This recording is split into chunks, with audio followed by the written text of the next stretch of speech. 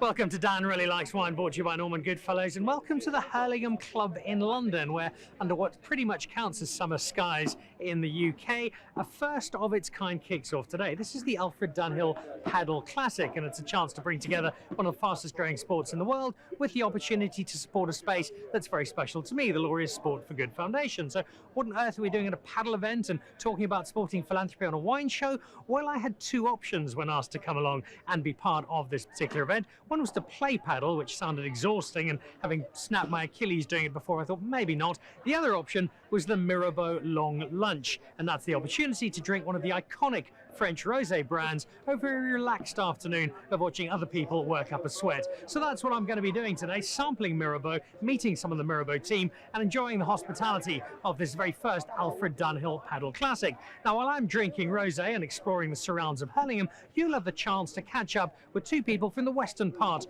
of the South African wine world. One of them isn't really a local. Rudger van Wyk was previously in Stellenbosch. He's recently moved out and joined the team at Doolhof as their new winemaker. I think he's one of our most gifted South African winemakers, and the project he has at Doolhof and the potential for the Wellington estate to develop into something magical is in very, very good hands with Rudger. So later on in the show, we'll catch up with him. First of all, though, winter is fast approaching, and while winter in South Africa is still warmer and sunnier than summer in England, it's still a time where, for those of us who are a little warmer-blooded, need some wine to keep you going through the colder months. And one of the styles that I don't think we drink nearly enough of is Cape Vintage, what the Portuguese would call port, what we very happily give the Cape Vintage title, and nobody does it as authentically as Allesverloren. So Danielle Milan, who's the 6th, 7th generation of the Milan family, made her way up to Johannesburg. We sat down at the Potluck Club, tried out the new vintage, and found out this extraordinary story of a family-owned estate in the west of South Africa.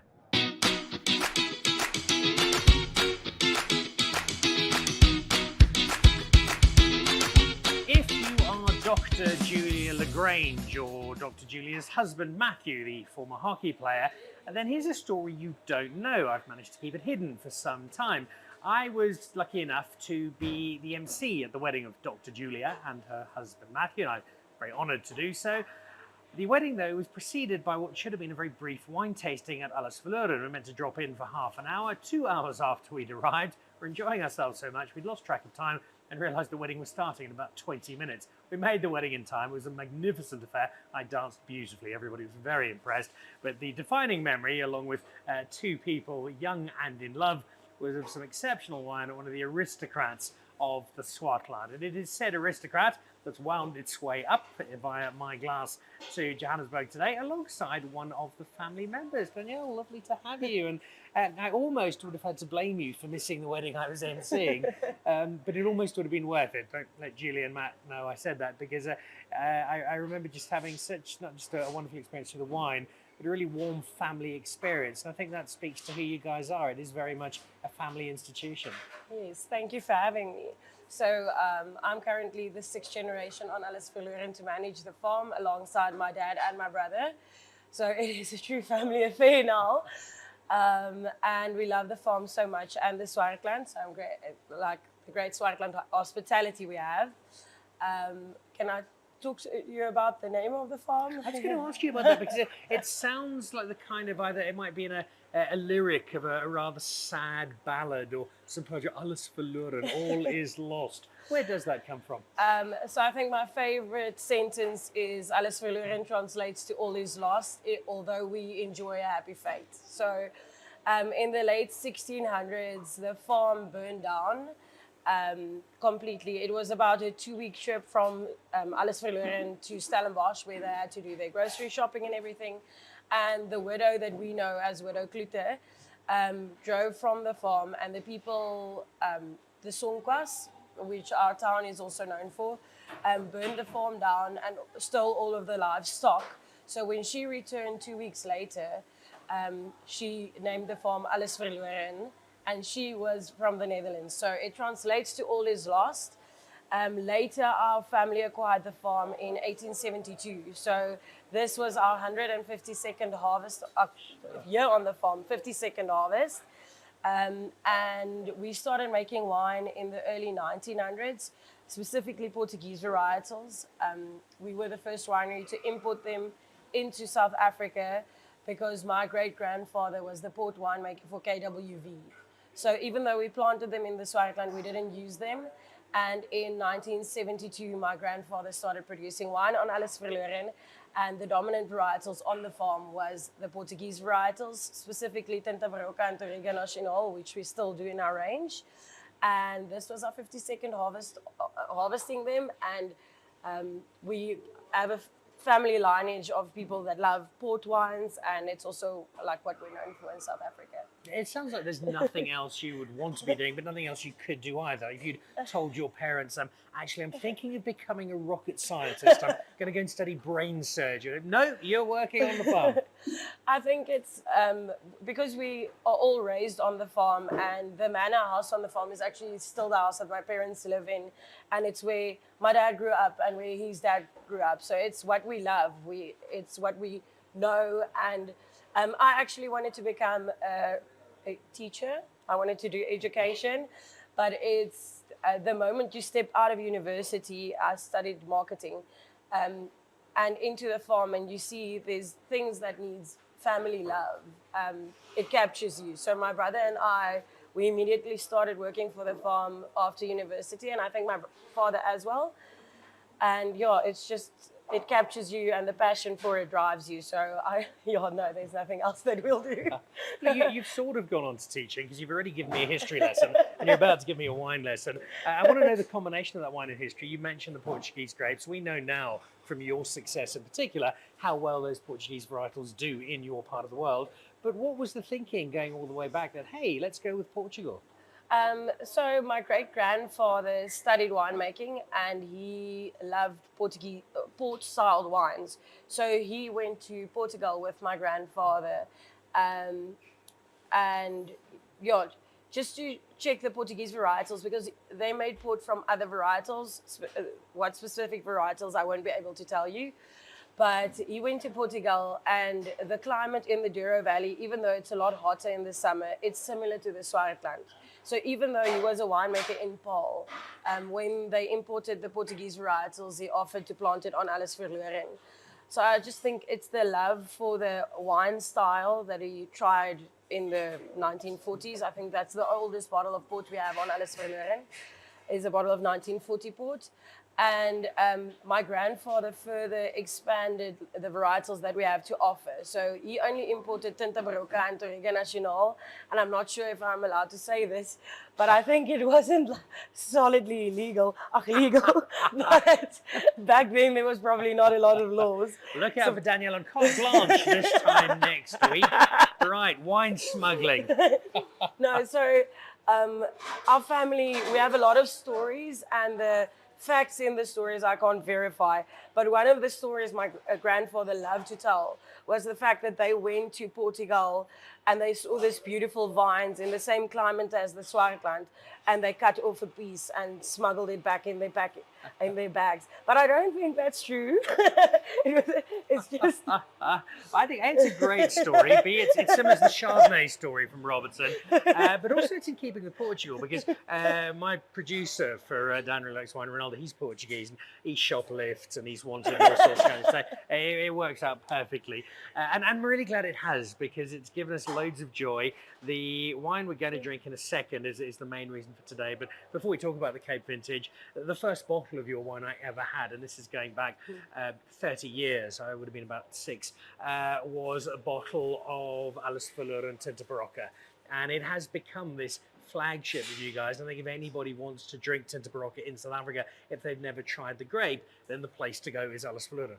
Yeah, so the Tinta Barroca is actually the first wine that we ever produced on Allesverloren. So in 1972, when my grandfather started the brand, everybody wants to believe that he started out with port, and it was the love that he had.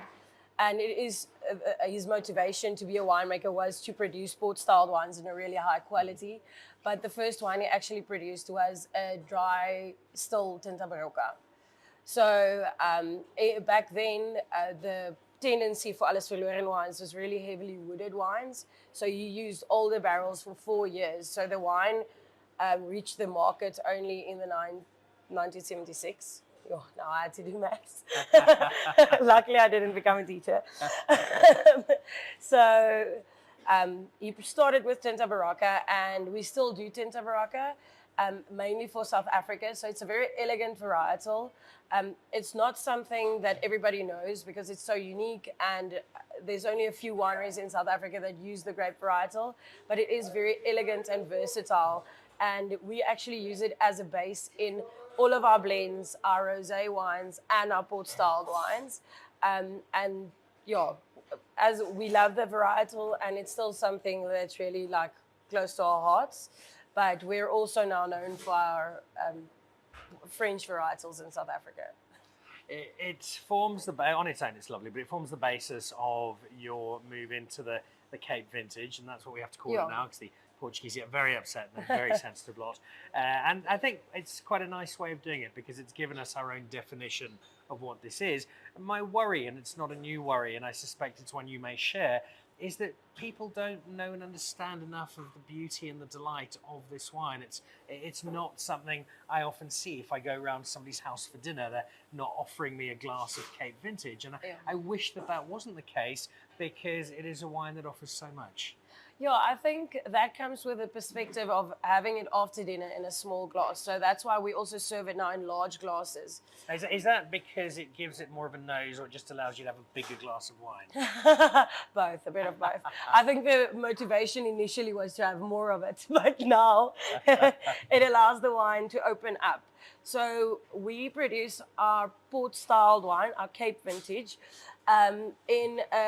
we start out like a red wine. So we put it in our open cement tanks for 7 days to extract the color from the skins.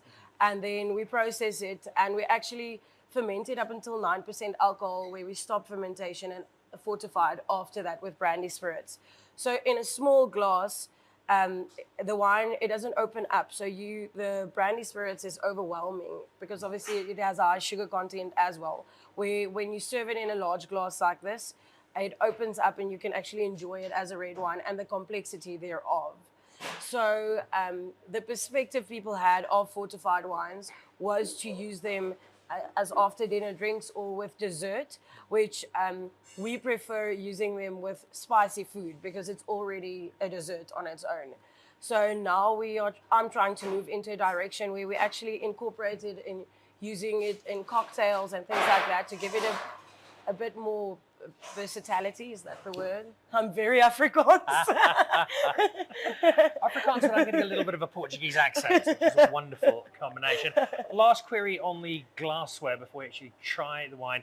I'm thinking, as you mentioned, those after dinner sips, those tiny little almost crystal glasses that your grandmother has that she serves sherry in. They should basically be illegal, and anybody who tries to serve you wine in that is not your friend, and you should just leave immediately. I think that's a fair approach. Yeah, or you should use them for tequila. That's a brilliant idea. In fact, I know my grandmother, my mother would definitely use them for tequila. All right, let's give this a crack. Again, coming into winter, I find a glass of this as you start breakfast. It's just a wonderful way to get your day going. Talk me through why this is your new vintage, why it stands out for you, why this is something that is so special. Okay, so we've been producing port since 1972, as I said. And I always like to mention that we are the only winery outside of South Africa that won the best port in the world in 1997. And after that, we had to change the name from port to fine old vintage. So when we changed the name initially, there was no term associated with port-styled wines from South Africa. And I think in South Africa, we do really high quality port-styled wines. So when we did a little market research last year, we realized people actually associate ports with Cape Vintage now. It's the term in South Africa used for it. And it's also, we're in a very exciting development stage for Allesverloren, where we are taking over from my father, and there's a lot of exciting things happening this year. So it was a great time to actually change the name to Cape Vintage and also allow our consumers to associate it, because there was a problem with people not knowing what the port is, so we haven't changed the label at all. And now they'll know it's Cape Vintage, so that's the only motivation after it. The 2020 vintage is very special because my dad is back in the cellar. So He had assistant winemakers and then a winemaker after that. And we asked him to step in during COVID to help again. So this was actually the first year that he was cellar master again. So now we're fully functioning family business. My father's in the cellar, my brother is the viticulturist, and I do the marketing. So all of the vintages that we'll release this year is going to be really special. So you've dragged your poor dad out of retirement. He was on his pension, sitting on his couch, watching reruns of Friends all day, and now you're making him work. You're not even paying him, Danielle. I love that he's back, and I know how much fun he's going to be having doing this. I've also done some maths quickly. We call it port. Portuguese are all absolutely fine. You go and win best port in the world, all of a sudden we have to change. It's really your fault entirely as Allesverloren. It's flagship stuff for South Africa, and I think the message I love to try and give, whether it's port style or whether it's the ghastly name dessert and sweet wine, which are such terrible names because they're so one-dimensional, is that there is so much more to this wine. It's not a old person after dinner in a small glass. It's not big and heavy. There's actually quite a lot of lightness to this wine despite the alcohol content and the sugar, and there's also quite a lot to it. And you mentioned spicy food. There's a versatility to this, and you can have a lot of fun with what you pair it up with. And we also use it in like gin and tonic. We do port gin and tonic, and then we do port cocktails, and we serve it with food, and we serve it as a dessert, and we serve it on dessert as well because it is sweet, but it is such an amazing wine, and you can pair it with anything, and you can have it any time of the day. Would not recommend for breakfast, but like brunch, we can start at brunch time. And also I think what's important is to serve it chilled out of a fridge, because everybody drinks it warm, and then the sugar and the alcohol and everything in it, the complexity of it gets overwhelming. Where if you serve it slightly chilled, it's very smooth and elegant, and everything that you would want in a red wine, but just like dessert, so it makes you warm on the inside. And as winter comes, you couldn't ask for a better solution to it. Danielle, thank you for sharing with me. Thank you for giving me the vintage that your poor dad has been forced to make for us to enjoy and delight in. And congratulations, because it's a lovely story to have 6 generations flowing through. There is such history and such heritage. The results are very clear to see, and I really hope that this is something South Africans start drinking a bit more of and enjoying, because once you've had that first glass, you get a real sense of why this is such a delight. Thank you. There we go. My very favourite Portuguese wine smuggler. It's Danielle Milan and a brand new Cape Vintage from Allesverloren. Cheers. So the criminal enterprise that is Allesverloren, not really of course, but I love that element of a story that's so rich in history and heritage, and you've got a family here in the Milans who've given so much to South African wine and give us this Cape Vintage, which please over the course of this winter make an effort to try some, whether it is the Allesverloren or the Calitzdorp producers. Some of a number of South Africans are doing Cape Vintage so nicely. It really is worth the time and effort to get hold of some and add it to your wine drinking adventures. Now, my wine drinking adventures don't include Cape Vintage or port today. Instead, something as we head out of spring and into summer that's a little more appropriate for this kind of weather, some rosé. Now, if you think of where South African rosé used to be, the electric pink Barbie Pantone, give you diabetes with a glass kind of rosé, well, that's largely a thing of the past. And instead, it's this style, this Provençal style, that really is directing the South African approach. Think the Jean Roy from Antoine Rupert, think the wine out of Pink Valley, the Holden Mance wines. They've got 2 beautiful rosés. L'Avenir, another great example. Wines that are soft, wines that are elegant, wines that really give the chance for the fruit to shine through. And in the case of this one,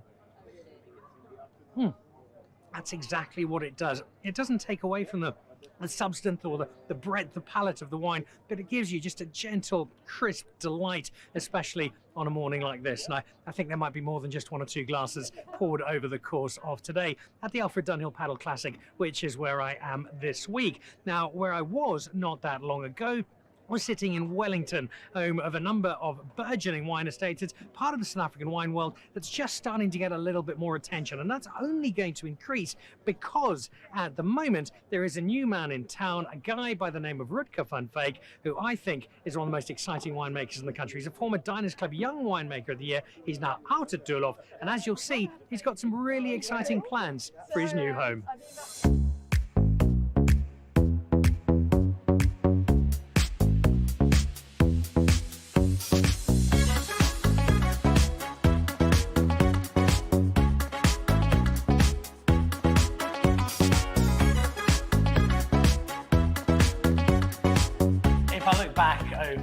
years I've had in television, there aren't too many interviews that have gone fairly badly, too many interviews that have been really awkward, but one in particular was, and I probably owe the man I had the interview with an apology, because I sat down to talk wine with him about 48 hours after I'd had to put my beloved bull mastiff to sleep. I was an emotional wreck. We had to keep stopping the filming so I could weep in a corner, apply some makeup and come back on camera, and to be honest, I've got absolutely no idea what we spoke about, but what I do know is that we filmed somewhere else because the man in question has since then got a new home. The previous one was Stark Conde, the new one is Doolhof, and that means I'm talking to the rugged and chiseled winemaker that is Rudger van Wyk. Rudger, lovely to see you, and lovely to see you with me in a slightly better state of mind. I must apologise for that. You were very kind to me and you gave me a lot of hugs off camera.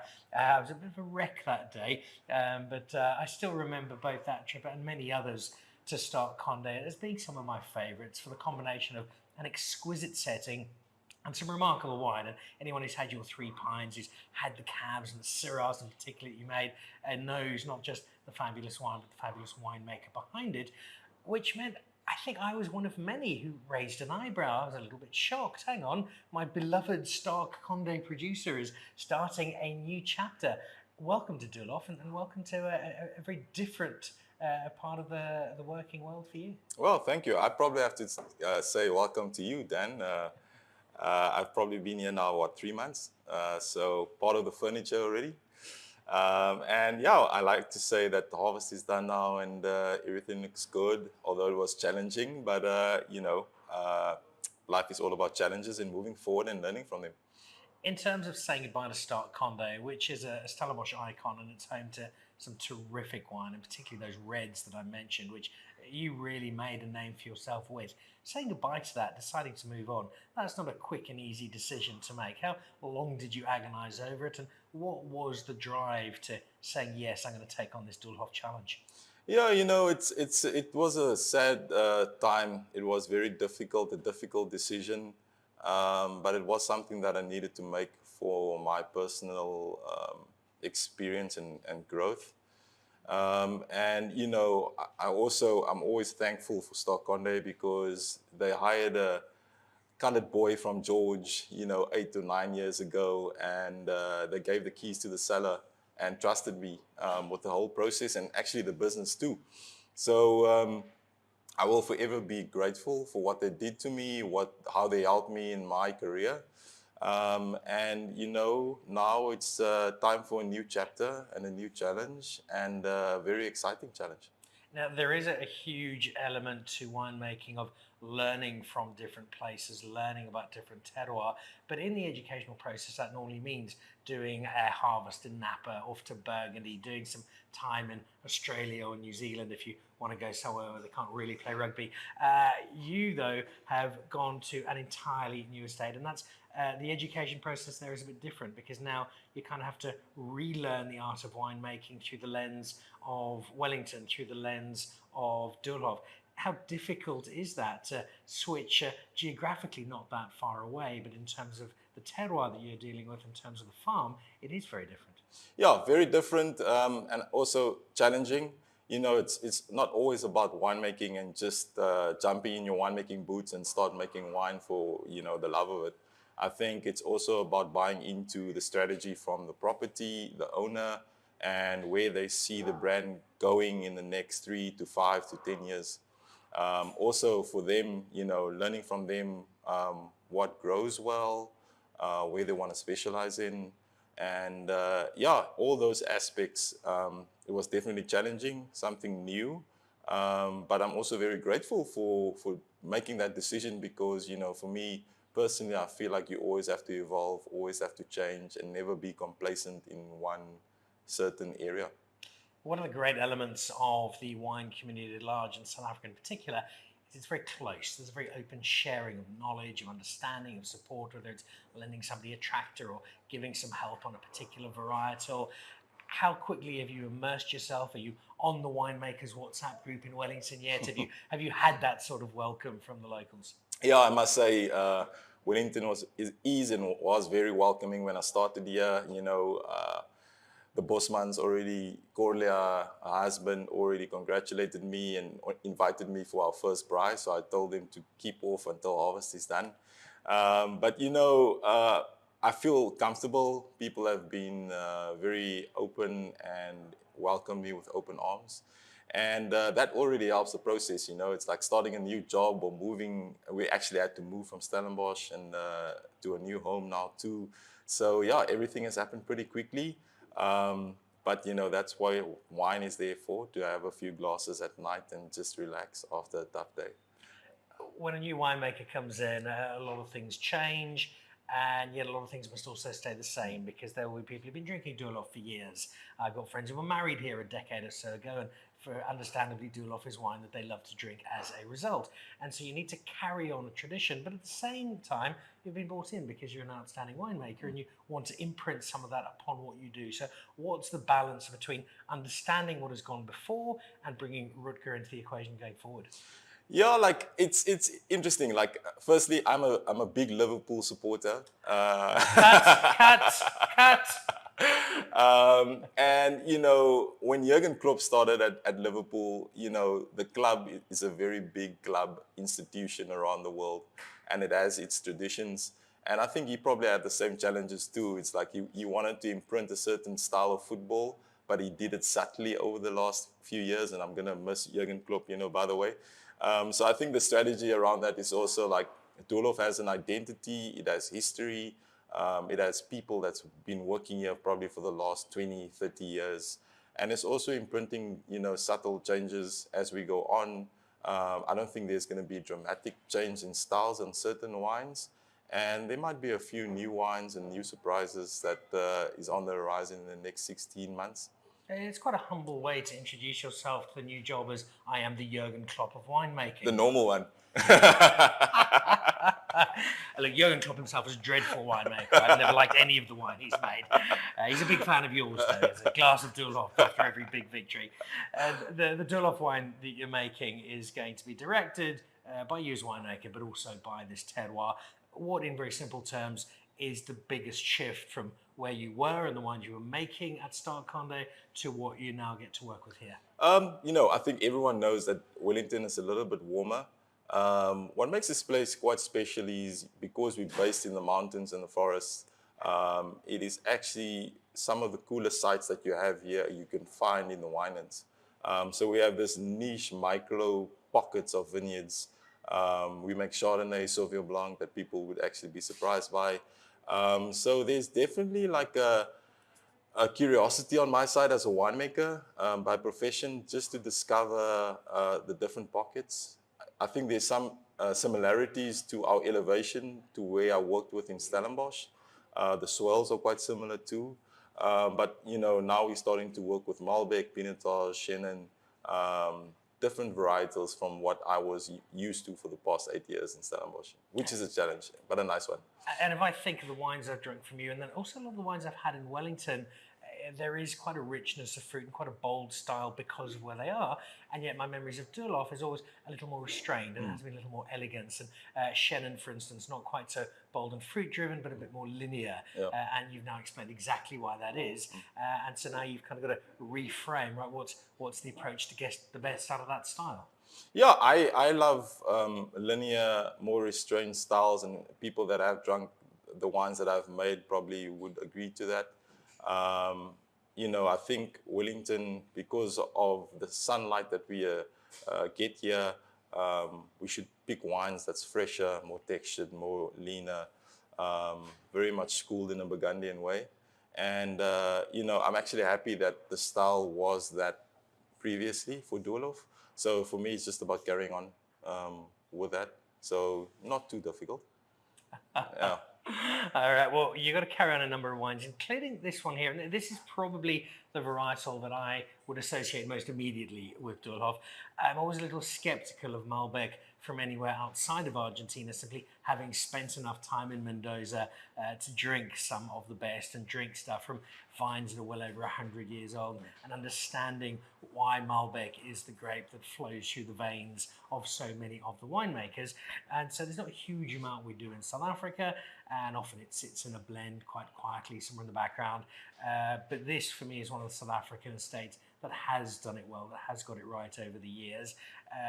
I asked you to bring something out that was part of the inspiration to look forward, some of the wine that excited you about what you could do. This is why you brought this out. When you drink this, is this one, as you close your eyes and you think, right, this is going to be such a key part of my Doolhof journey?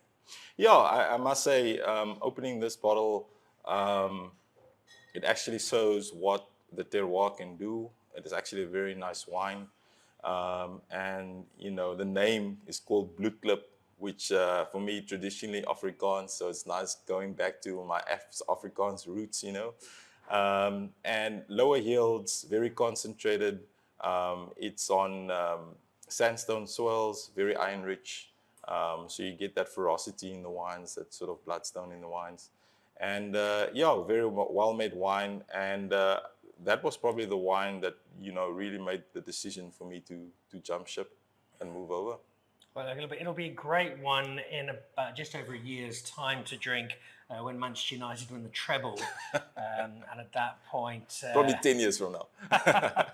As Pitso Mosimane coaches Liverpool to 12th place in the league. I love Malbec, and I love when it gets right. There's just so much joy to be got out of this sort of bottle.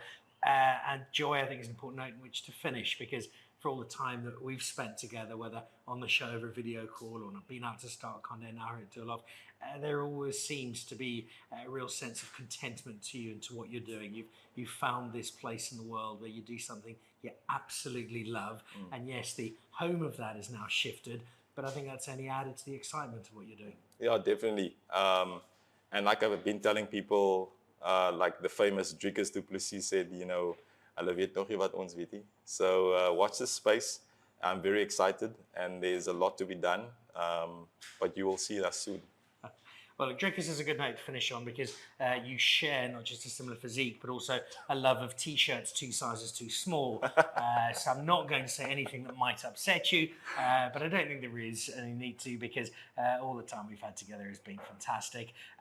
Thank you once again for all those hugs 2 years ago when I needed them, and thank you today for not just a great glass of Malbec, but also sharing the start of a journey that I think so many of us as fans, and I am an unashamed fan, are really excited to be part of and to enjoy vicariously through glasses of your wine. So to many great vintages to come, and to a terrific new story in Wellington. Thank you. Cheers to that. There we go.